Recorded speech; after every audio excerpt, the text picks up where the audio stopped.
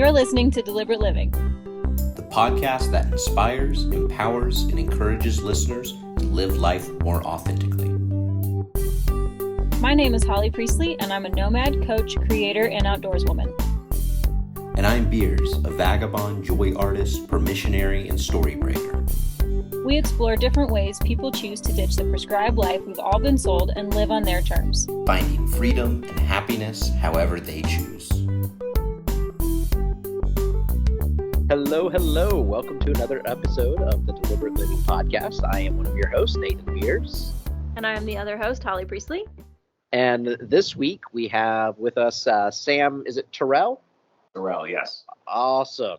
And Sam is someone I first heard about a couple of years ago. A woman I was seeing at the time had gone through a course that Sam develops and instructs, and she just raved about the content that he was providing. And it was not actually until a few months ago at a New Year's party that Sam and I happened to run into each other and realize who each other were.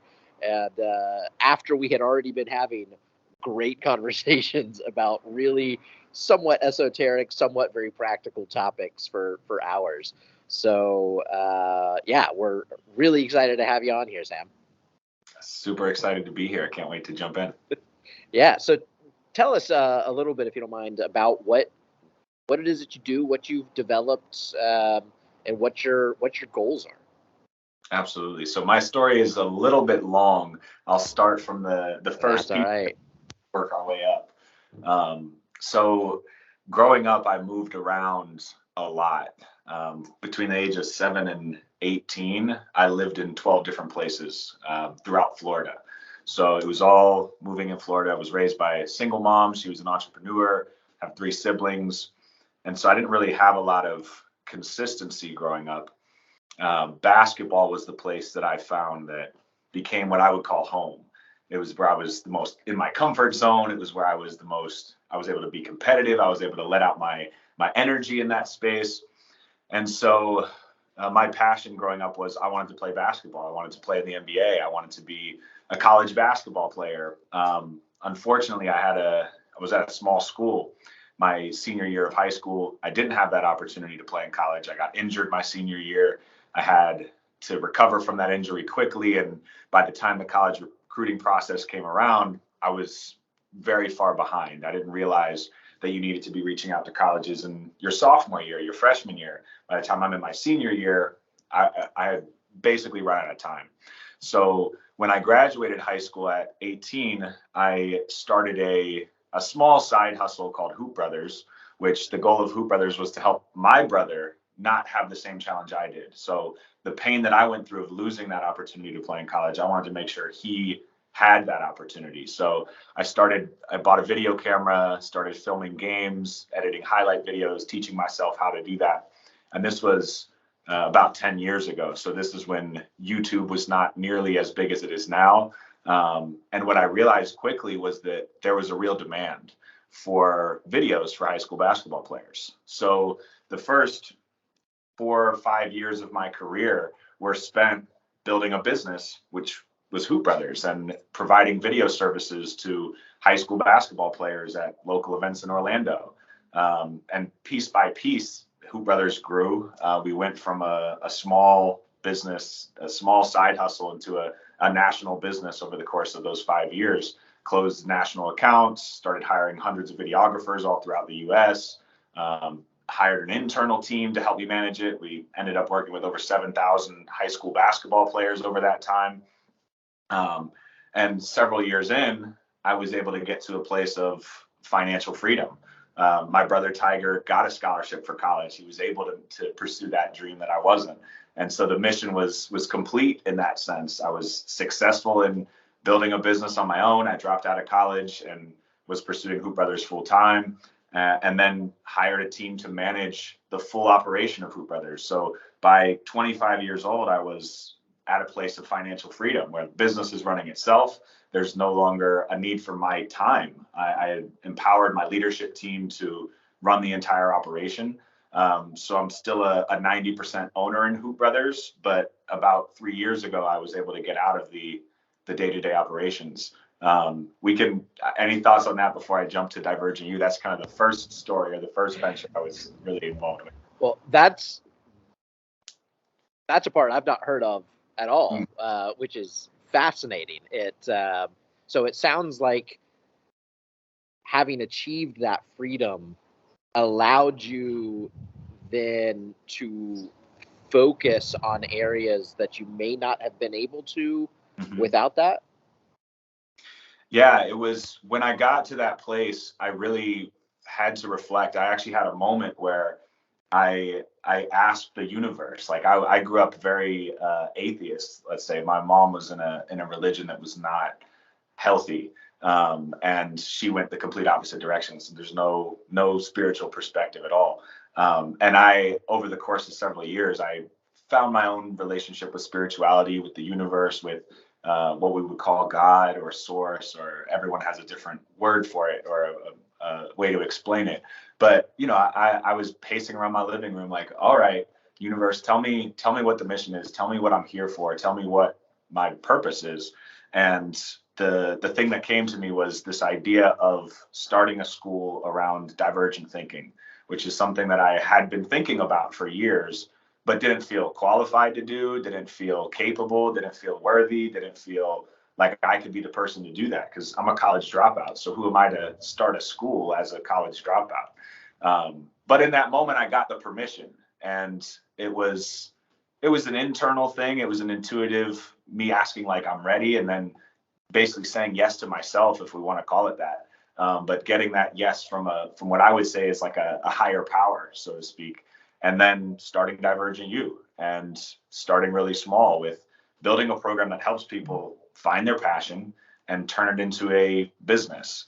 And that's what I was able to do, is something I was passionate about, build a business around it. So it's kind of a combination of creative thinking, divergent thinking, combined with business development training. And so we've created a program that's a 3-month program now over the course of the last 3 years, helping people to take those creative ideas and refine them into businesses. And some of that's personal development, some of that's business development, but it's all community based. And so it's been a really fun journey now in building DivergentU as well. That's awesome. So I didn't think I realized either that when our mutual friends was in the course, that was actually pretty early in the DivergentU development. Yeah, that was the second semester. We're now in our 9th cohort. So that was before we published our workbook. That was before that was a beta test still to some degree. Okay. And can you define divergent thinking? Yes. So I would define it in contrast with convergent thinking. So convergent thinking is thinking to a set point. So imagine multiple arrows pointing to the center. And so if we're converging to a singular point, any question that has a correct answer, 2 + 2 = 4, that's a convergent question because there's a right answer to it. So our entire education system is built around standardized tests, which are convergent tests. Divergent thinking is starting from a point and expanding. So it's using our thoughts to creatively explore rather than get to a set point. And so when we think about divergent thinking as thinking expansively, thinking openly, thinking curiously, thinking creatively, I see it as you are the source, we are the source, and we expand from, we're not trying to get to, which is more of a convergent idea. So divergent thinking is this idea of expanding constantly. And it's a very nuanced idea. I don't think people, even some of the experts that I've heard speak about divergent thinking, usually use it for brainstorming and then converging back into a point, which is a use for divergent thinking. But to me, there's so many opportunities of divergent thinking that it's the root, in my opinion, the root of all soft skills. Because soft skills, quote unquote, are those skills that can't be tested. Things like leadership, creative intelligence, decision making, emotional intelligence. So divergent thinking is really the root of many of those skills. And there's some data I could share from case studies that have been done where they tested 98% of they tested kindergartners, over 200,000 kindergartners through kindergarten through the graduation of high school. And in kindergarten, 98% of them tested at a genius level in divergent thinking. So incredible imaginations, they can come up with so many ideas. But by the time they graduated high school, only 2% of them were testing at that same level in divergent thinking. And so that's our society is this void of education around individualized learning, individualized creative thinking. We're not trying to force students into a box because that it lowers our confidence. It lowers their ability to come up with their own ideas. They start to judge themselves by a letter grade. And that whole system is no longer what's needed in the world of today. We need leaders, we need creators, we need visionaries, we need people that can come up with new solutions, not just follow the process. So that's the deep dive to answer your question about divergent thinking and my perspective. It dovetails nicely with the purpose of this podcast is to talk with people who are making deliberate choices to live outside of the box, outside of the cookie cutter convergence of what we are supposed to be doing. And right. yeah, those shoulds. Mm-hmm. I even sometimes go as far as to say there is no box, right? Divergent thinking is like, if convergent thinking is thinking inside the box, divergent thinking is thinking without the box. The box does not exist. It's something that we create. And so to put ourselves outside of that paradigm, and I know that's something that you guys do with everything that you're working on, is stepping outside of that paradigm and saying, there's other ways to do this. Why don't we start with what's inside and take that outside rather than try to fit into what's outside, is how I would explain that. So what prompted you to begin being divergent, to actually begin to develop so many deep thoughts around this divergent thinking? I think it was probably from my childhood, having moved around so many times and seeing my mom as an entrepreneur. She was always ready to say, do the thing that makes you happy. And she would invest into our ideas. She would invest into both energy and money into the things that were important to me and were important to my siblings. Even during times that we didn't necessarily have the resources to do that, she would go out of her way to do that. So I think I had been learning divergent thinking from a very young age from my mom. And then it was applying that in my business with Hoop Brothers. It was something that I don't remember when I came across the term divergent thinking for the first time. I can't fully piece that piece in there, but I know I've been a divergent thinker very likely my whole life. And I think the instability as a kid affected that a lot, because going from place to place, not having consistent friends, not having a consistent home, I had to learn how to be adaptable. And I think that's a big component of divergent thinking is being able to adapt to new situations. So I think that naturally happened growing up. Did you ever find that your knack for divergent thinking, whether you had a name for it or not, collided with what you thought you wanted? Or did you have a confidence all the way through, 18-year-old self going to college, not getting that scholarship? Was there a part of you that was like, I want to do it the way everybody else is doing it because that's how everybody else is doing it, and I want to fit in? I moved around a lot as a kid too, and sometimes that instability was like, I don't want to go anywhere for spring break. I just want to stay home and play with my friends because I can't have friends if I don't stay home to play with my friends. But my family was always traveling, and then we would move. And sometimes I just wanted to fit in. And now, as I'm older, I very much appreciate the experiences that I had. But at the time, right, especially at that age, all you want to do is fit in. Did you ever experience that? Or were you always just confidently like, I'm doing my own thing, whatevs? That's a great question. I think we had a really tight knit family growing up. So I think my siblings, specifically my brother Tiger, he's the one that I ended up helping build Hoop Brothers around. We had such a close relationship growing up that I got so much of the joy and the friendship and things out of that. And I became so accustomed to it that I think we collectively had a chip on our shoulder of we're going to do it our way. And that stemmed from my mom. I mean, my mom was a internet entrepreneur in the 90s, like outperforming men in entrepreneurship as a woman in tech, like in the early days. So I think that rebel spirit of I'm going to do it my way was just rubbed off on us. So I think that obviously we all feel those moments of doubt and those moments of not knowing what we're doing. I think Hoop Brothers, when I started it, I didn't really know what I was getting myself into. It was more a fun project. And I think that passion for it outweighed like the vision or the goals. I wasn't really trying to build something huge with it. I was just trying to help my brother and do something I loved. And that's what allowed it to grow. But there's definitely been a lot of moments of doubt and moments of questioning, and we can jump into those. But as far as the trying to fit in, I think I always liked being on the outside. I think I like wear the outcast badge with honor, and more so, almost probably to an unhealthy degree, where I could probably lean in a little bit more. And I'm like, I'm gonna stay outside the bubble. Probably to a degree. I feel that.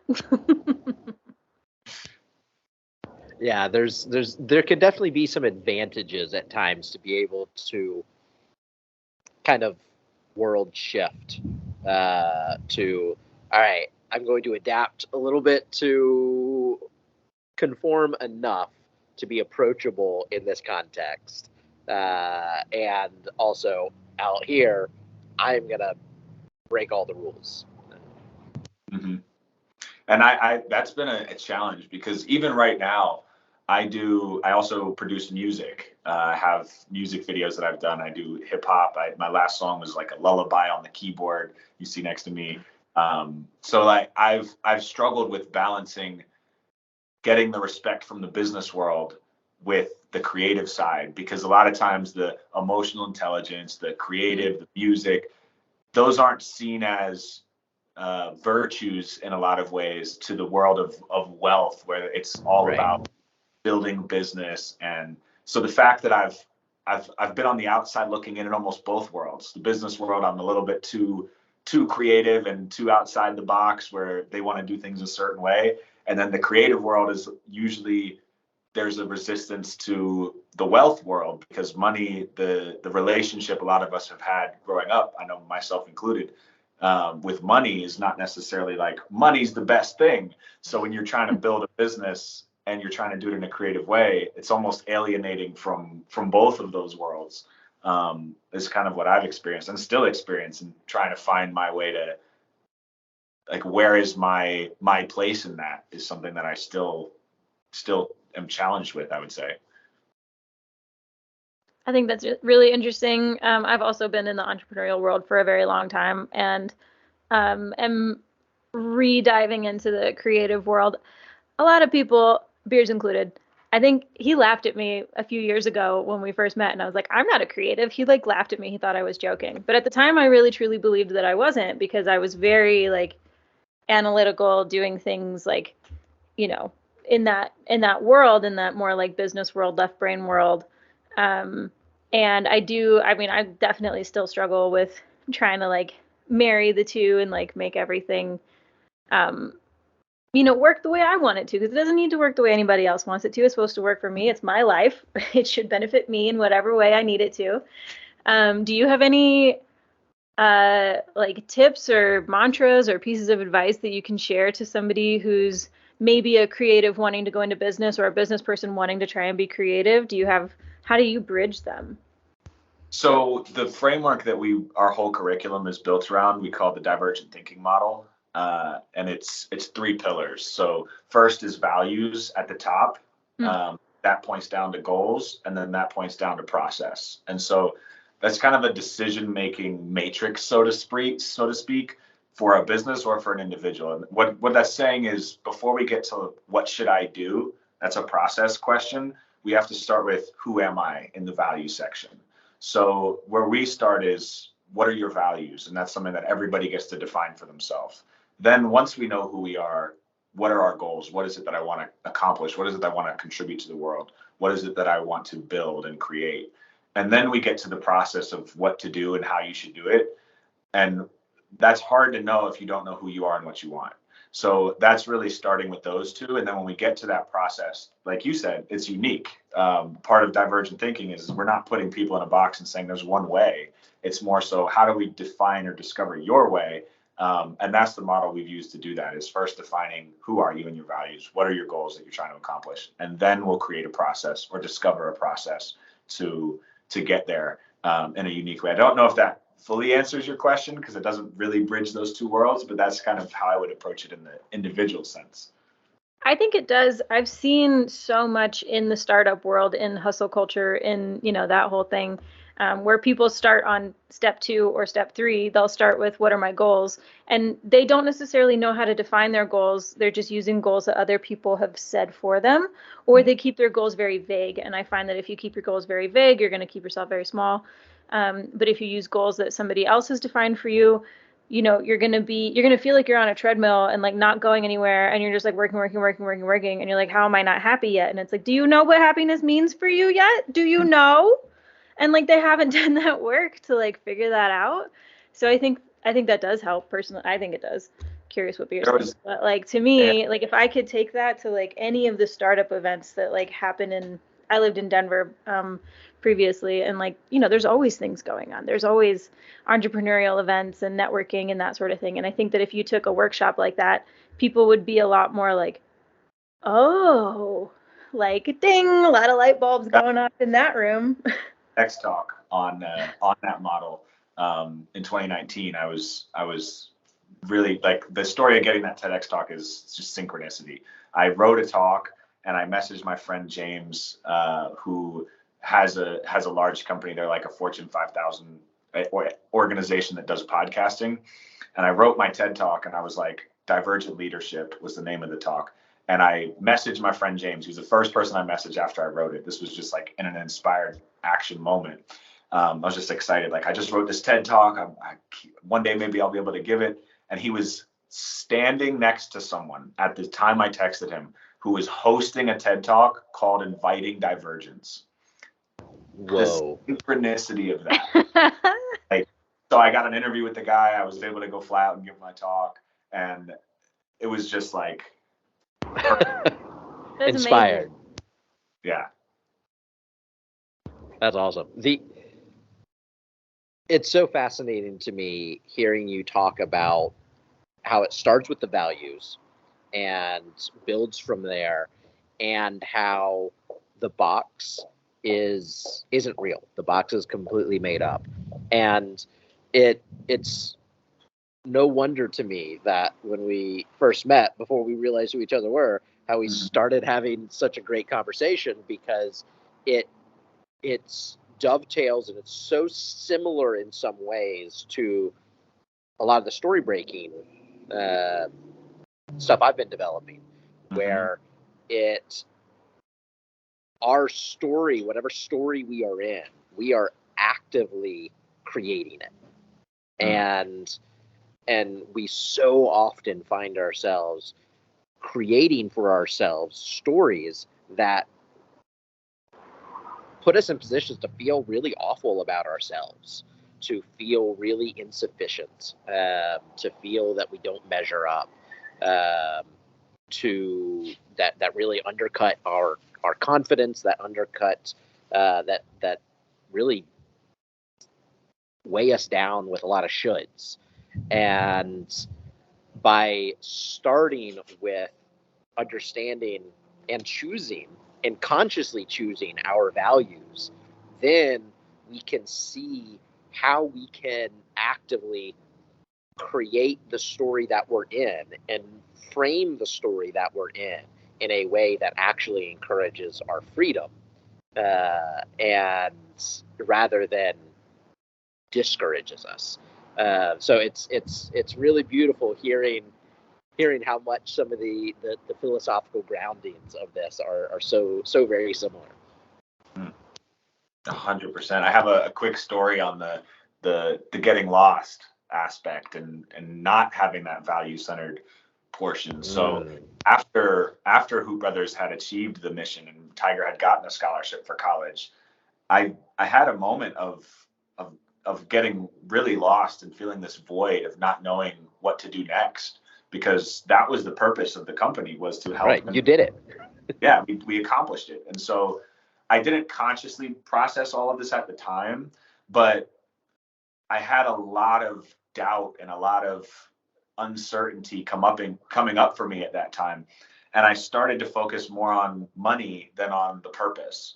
And I actually started a what I called Millionaire Mission. It was a vlog series that I did for about 6 months, where I was vlogging my behind the scenes of building Hoop Brothers, and it was really about, I'm going to be a millionaire and I'm going to make $1 million. And I had lost a lot of the focus on the purpose and the values and made it more about, let me make as much money as I can. And the funny thing is, valuing money is a outside in story, right? That right. is something that's actually valuable to achieve. I'll be famous. I'll be rich. I'll be all these things, like trying to find myself outside myself in those. And it absolutely backfired. I did like 100 episodes of this vlog. I probably had an average of 20 viewers or something like that. So that was already getting to my ego and my confidence. But that I also was investing more money than I had. I wasn't paying enough attention to the fiscal side of the business, and we nearly went out of business. I invested $50,000 of money that we'd made into building a new platform that I didn't do in a mindful way, and we lost all of that. I had to let go a lot of my team. We had to get out of our office, and we nearly went out of business. And it wasn't until like me and I then brought on a business partner who was an admin for me at the time, Jess, and she helped to restabilize things and get us building again. But there was a real moment of, this could fail, and because I was so focused on the money aspect of being a millionaire and being famous and like trying to make it in that way, I lost track of the purpose, and that led to my biggest failure that I'd ever had. So that's a real world example of how, when I was focused, like I said in the beginning, on those values and just on the passion, it naturally grew. And as soon as I stopped focusing on that and started focusing externally, it fell apart. And so I had to get back into the purpose of it and rebuild from there. So that's a tangible example of how that happens. And how do you go about helping people to consciously define their values? Because I feel like we all have them, but when asked, like, what is it? Most people really have a hard time pinpointing in on actually stating what their values are. A lot of it is questions, like divergent questions. So one of the questions I like to ask is, how do you want to be? And that usually causes people to think. So for both of you, how do you want to be? I've done a lot of values work, so I'm cheating. Like, I know the answers to this question already. But like, ultimately, right now, at this point in my life, I want to live just like a nice, like boring, simple, slow life that allows me enough like energy to do the things that I want to do. And gives me enough money to pay the bills and treat my friends and support local artists and do that sort of thing. Some of my biggest core values are living in integrity. That's like probably my number one. And creativity, support, service of others, and that sort of thing. But like, I've done deliberate work on it, and it took deliberate work to come to realize it, right? Like, we all have, like Beers said, we all have these like fuzzy ideas of what you want in life and what your values might be. But yeah, if you had to like write down like your top core values, like, you have to do the work. Right. That's an exercise. Beers, I love your thoughts on that. Yeah, For me, I want to be a supportive and encouraging friend to those closest to me. I want to encourage and support the creation of new things in this world. I want to really try to restore what I think is the corrected order of things, where the masculine energy is there to create a container for the feminine energy to create, and to that yoni energy to bring newness into this world, and not just biologically, but like the creative energy that flows through the feminine energy. I feel like there's been millennia of patriarchal suppression of that and relegation of that, and and I really want to help to actively flip that to its proper order. So that's kind of how I want to be. That's powerful. That's powerful. I think three things that I feel like I took out of that we all share that I would agree with for me is the integrity, the creativity, and the supportiveness. I think those are things that I hold very true to myself and core values. But what we do with that question in a tangible sense is I'll have people write down a list of, let's say, 15 to 20 words that they would just openly brainstorm in a coaching session usually. And then we'll assess scale of 1 to 10, where are you at in that right now? So we would take like integrity, scale of 1 to 10, where am I? And assessing that and seeing week over week, we track that and see how are you advancing those and being more the person you want to be. And so all of those words are not external things, they're all internal. So if we're not being the way we want to be, which usually at DivergentU, our students start around an average of about a 6.5 out of 10 on their, we call it a pulse test is the name for it.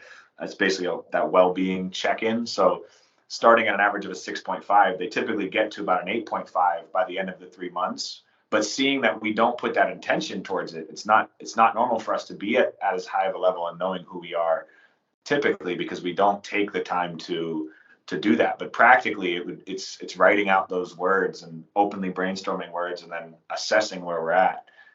One that I've been doing for myself, because I do this test with myself, with my team.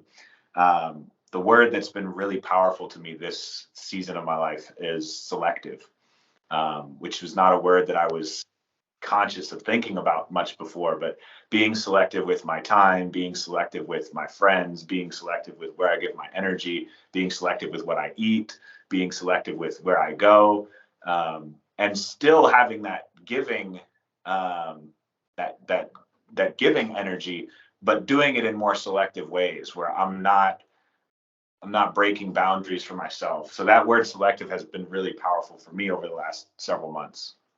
That's amazing. I literally a few nights ago was talking with a love of mine, a friend of mine, where we're actively right now stepping into a creative support container, and she was asking me, so, but why are you choosing to do this specifically as opposed to doing something to help more generally? And and part of the purpose for me is that I feel like by helping more selectively, it will give me more deeper understanding and insight that can help more in general. But it also is a much more tangible, explicit, hey, this is what I think is the proper order of things. Let's do this. Let's see how it works, and just see what comes from stepping 2 feet in to this and going from there. And it is selective by choosing to focus so much energy here specifically. it does limit the amount of energy that I have to put out in more general ways, at least for a season. Amazing. Yeah, the same thing is happening right now for my season. And, I said I want to live like a nice, boring, simple life. And I'm newly creating this healing space, this home for myself. I've been on the road for 3 years, and I'm bought this house. And just in the last 2 months that I've been living here, I've gone through so many transitions. It's been amazing and hard, mostly amazing. And I'm realizing, like, if I want to be able to like show up in the world the way that I want to show up in the world, I have to say no, like a lot, like a lot, but I want to like establish myself in this new community and like be a part of it and be supportive and like make friends and like do all these things. But like, I'm not going to do that very well if I don't nurture myself first. And nurturing myself first means I say no a lot. Like, I don't go out, or if I do go out, I come home early, and like I don't want to do like a lot of stuff, and it is being selective. Like, I say being boring, I say I'm really picky, I say, things like that, but like I think selective, it has a better connotation. So Yeah, I like that. I like that word a lot. It's been a really powerful word for me to focus on intentionally once a week in those sessions where I'm like selective. Like Jess, my business partner, gives me that word, and I'm like, ooh, how am I doing with that? And just having that presented to me on a weekly basis as something that I know I want to work on I've seen the progress. I've been more selective because of that. And it's really helping me in business. It's really helping me in my health. It's really helping me in a lot of ways. So that's just one example or one word that has stood out to me recently in that. So you've been doing a practice weekly to return to that word. What are some other practices with some level of frequency that you might recommend to our audience if they want to really step deeper into integrity with their own values? So this is a bit intense, but if someone can pull this off, it's really powerful. So what we've done in our businesses, and applying it to myself as well, is taking 5 core values and making weekday, daily 15-minute practices around those values. So an example of that on the business side is DivergentU's 5 core values that we focus on with our team are authority, meaning we all have authority over our projects. Everyone's empowered to be a leader. Collaboration, so we work together. Divergent thinking, we have creative ideas. Authenticity, we are honest with each other, we share our truth. And celebration, we celebrate the wins. And so those 5 core values, we meet for 15 minutes at the beginning of every day for each one. So Monday is our authority meeting. What are we getting done this week? Champion your project. What did you get done last week? Tuesday is our collaboration meeting. Where do you need support? How can we collaborate, work together to make sure everyone's fully supported? Wednesday is divergent thinking. What are some creative ideas of what we could be doing in the future that we're not doing right now? And everyone gets to share. And then authenticity. What's one high and one low for you this week on a more personal level? And then Friday, we have our celebration call. We celebrate what we got accomplished in the week. And so that's a very practical tool. I think it works well when you have collaborators to do that with, because it just holds you accountable to show up for a set time every day. And sometimes it's only a 5-minute meeting, because we don't have to spend, we just intentionally say where everybody answers the question of whatever the value is for that day. And then we close it with what we call a meaningful send off, which is one feeling word and one takeaway. And so everybody talks twice, they share what their needs are based on the call, and then they close with a feeling word and a takeaway. And that's sometimes 5 minutes, sometimes 15 minutes, but it sets up the day so well that we're all on the same page. We don't run into problems because we address them before they come up in those daily meetings. And some of the meetings aren't necessarily productive, but they're meaningful, and it creates that culture with the business. So that could be applied on a group level, but you can do the same thing on an individual level, is set those 5 values and then give yourself a 5-minute, a 10-minute routine that represents that value to you. And so defining a practice around each value that you could just do a quick 5-minute, 15-minute routine around helps you in that. Could you give a couple examples of an activity might be that is representative of one of the values? As far as those 5 core values? Yeah, sure. So example like collaboration day, that's as a group practice. So we all come to this space and the question is, where are you in need of support? And all we do in that is answer that question and say where you could use collaboration. Sometimes it's, I'm good, I don't need anything today. Other times there's areas of support. And so that's just a really simple, like, one question we can ask that we answer. It could be a journal activity if it was an individual. Like if it was collaboration as an individual, you could take that and have a collaboration journal. Who am I going to collaborate with today? And just start the day with that journal. Your intention will create the actions behind that. So you could take any value and do it that simply with just a journal with the question. You could get creative with it. If, let's say, one of your values is peace, maybe you have a 15-minute peaceful meditation. That's a specific meditation practice that helps you get into that peaceful state. Maybe one of your values is joy. You do something spontaneous, or you jump up and down, or you celebrate, or you cheer, and like you create a practice around it so that you embody that. Just small things, we don't have to overcomplicate it, just one simple task. And that's where the divergent thinking comes in. Be creative. If it's your value, so define for you, what does that mean? That's what I would recommend to any individual who's trying to define that. I think that's awesome. And I think that, the reminder to keep it really small and keep it simple. It doesn't have to be, a huge thing, because I think so many people who are trying to live more deliberate lifestyles are already kind of feeling overwhelmed, and that's why they're looking for a change. That's why they're looking for something else. And so if you give them like, why, you got to journal in the morning for an hour, and then you got to do yoga in the afternoon for an hour, and then you got to read in the evening for an hour, they're going to be like, oh my God, are you fucking kidding me? Gotta. Yeah. And it's like, just simplify it. Should.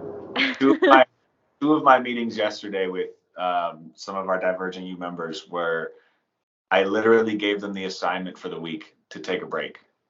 That was literally the assignment I gave them. Like, you're overwhelmed right now. It's okay to take a break. It's okay to slow down. One of them just moved to Colorado, and I told him, explore. Like, that is your assignment for the week. Explore. Yeah. Whatever that means to you, do that. That's all you have to do this week. And so sometimes that breath is necessary. Like, I don't believe in maximizing productivity. I believe in maximizing meaning. And we don't have to be productive to be meaningful. And sometimes productive is in contrast to meaningful. So that's my perspective on that. I feel like we could have an entire podcast episode about rest. I mean, we talked about doing an entire podcast episode specifically on rest and how to rest, because we don't necessarily know how to do it, especially if you're a part of like startup entrepreneurial hustle and grind culture. And then it's just like, you got to maximize your time and your profits and your productivity and like all these things, otherwise you're not succeeding. And like, what does that even mean? And you're just burning the candle at both ends, and you're gonna have to, like, if you don't take a break, your body is gonna make you take a break.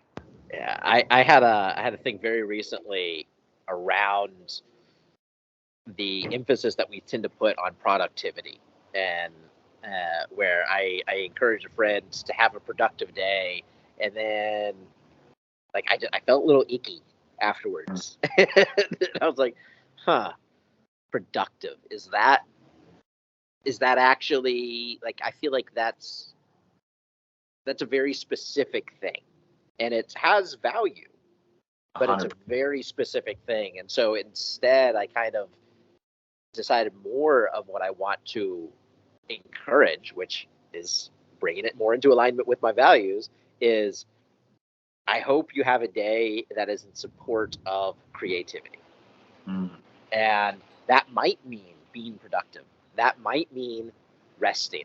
That might mean going out and exploring. That might mean just sitting there and brainstorming and letting ideas come in. It could be any of those, but it's recognizing that productivity is just one vein of creativity. It's the productivity is the byproduct. And so if we step into that meaning, if we step into that purpose, if we're doing something we care about, naturally productivity will occur. It's when we start to judge it and compare it and all of those things. We had a really philosophical class a couple days ago on time and our perspective on time. And one really powerful shift that we talked about was looking at time as running out versus looking at time as adding up. And if we see our time, like if you're in the hourglass and the sand is going to the bottom, are you the sand at the top and you're feeling like you're running out, or are you the sand at the bottom and every day you're getting more? I love that. That shift to say, like, we're not running out of time. Today's a blessing. Yesterday was a blessing. To say, if we say I don't have enough time, it can be a disrespectful statement to the moment because we have now. And so, like, you're suggesting that now is not enough by saying I don't have enough time because you have this time right now. And so that is the shift. And I think the perspective we spoke on in class a couple of days ago. I love that. I think that's fantastic. I think anytime you can shift like productivity away from being like the main goal or associating your self-worth with how productive you are, and I mean, that's fucking huge. For me personally, not to project on everybody, but I'm pretty sure on most people in America. Well, it's that box, and and it shows, yeah, for me as well, how much even with the amount of energy and effort that I put towards trying to be outside of the box, how much I am still affected by the box, because when I have a productive day and I knocked all these things off my to-do list, I feel really great about that day, which great, I should. But when I have a day where I feel like resting and I actually rest and I don't, quote unquote, get stuff done, I don't feel as good about myself as those days when I'm productive. And I'm working to adjust that and to reward myself for rest, reward myself for other things that are actually valuable, instead of just rewarding myself with that serotonin of, oh, I had a productive day. But it's deeply ingrained and it's deeply reinforced by the culture that we're in. Yeah. It's I think especially how you said America, like definitely our culture is very much the productive, get things done. Everybody's trying to climb the ladder to the top, and there's a lot of toxicity around that doesn't allow us to step into what's meaningful. We're worried too much about what's productive, I think, and that shift is so powerful. I've seen it for myself, and I try to be very grateful for every day. Like, I think about it, and I'm blessed that I've accomplished so much at this point that I don't feel the need to there's nothing, like, there's a lot of things I want to do and there's things I'm moving towards, but I feel like I've done so much that I need to stop. I've gotten to a place of stopping judging where I'm at and be like, I need to be ahead of this. So I can relax and be grateful for what I have and see every single day as a blessing, which is a mindset, and it's not easy to stay consistent with. But speaking about it now even gives me more of that consistent reminder to stay in that. Yeah. One thing that I broached on my Instagram page like last week or something was, how people define success. And I asked my followers, like, how do you define success for yourself? And I had a few people who were like, you know what? I have been thinking on that for like 10 minutes and I have no idea. I have never tried to define success for myself. Oh. And it's like, well, no wonder I've been miserable for the last 6 months, 12 months, 6 years, like I've never done that. And I'm like, that honestly, like, that's what I like to hear. Yes, way to ask the question.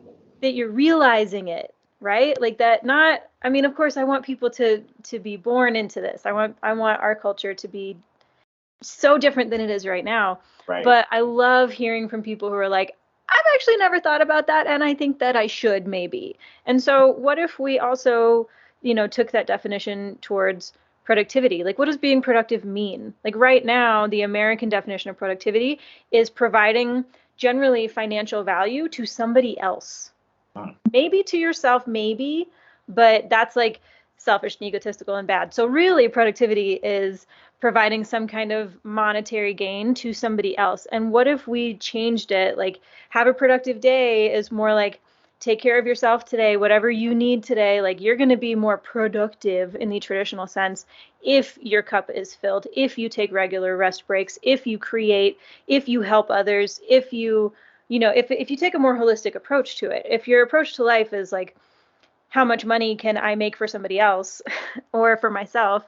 Like, that's very singularly minded, and you're going to burn out real fast. But if you take a holistic approach and you're selective about how you spend your time and what you put in your body, what you eat, what you drink, what media you consume, that sort of thing, and you redefine what productivity even means, like, you can change your life just from like one simple word redefining. Yummy. Amazing. Sometimes I go on rampages on my podcast. Thanks for listening. It's so good. So good. So worth it. Yeah, we need more of that. Like that was. I feel like this is like the beginning of the episode, and like we've been talking for an hour, and so we're gonna have to wrap it up. But if we could have you on again, where we just start with redefining productivity, I think we could make a series. It'll be great. We could talk for 10 hours straight, probably. Yeah, That would probably. be fantastic. Yeah. So, Sam, where can people find out more about you, about DivergentU? Where are you on the interwebs? Right now, my primary focus personally, I'm on Instagram, LinkedIn, and YouTube are the 3 platforms that I would say you can find me personally. It's just my name, Sam Tarell, on all 3.